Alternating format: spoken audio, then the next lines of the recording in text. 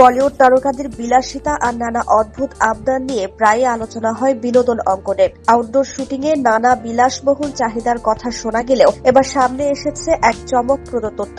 শোনা যায় জনপ্রিয় অভিনেতা রণবীর সিং নাকি সাধারণ পানির বদলে মিনারেল ওয়াটার বা বোতলজাত পানি দিয়ে গোসল করেন। সম্প্রতি এক সেলিব্রিটি ইনফ্লুয়েন্সারের ভিডিও এবং সামাজিক মাধ্যমে এক নেটিজেনের মন্তব্যে এমন তথ্য উঠে এসেছে।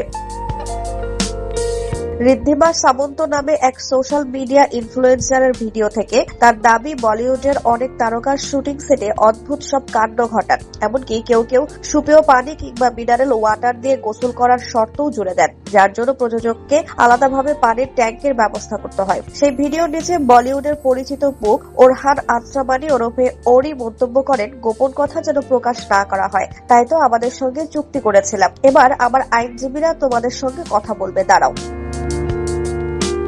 ওরির এই মন্তব্য বিনোদন জগতে হাস্যরসের সৃষ্টি করলেও আলোচনার মোড় ঘুরে যায় এক নেটিজেনের মন্তব্যে। ভিডিওর কমেন্ট বক্সে এক ব্যক্তি সরাসরি রণবীর সিং এর নাম উল্লেখ করে দাবি করেন তিনি রণবীর অভিনীত গুড ডে সিনেমার কস্টিউম বিভাগে কাজ করেছিলেন। সেই সময়ের অভিজ্ঞতা জানিয়ে তিনি লেখেন, ভোর 6টার দিকে রণবীরের সহকারীকে বড় বড় মিনারেল ওয়াটারের বোতল তার ভ্যানিটি ভ্যানে নিয়ে যেতে দেখতেন। মূলত অভিনেতা ওই পানি দিয়ে গোসল করতেন।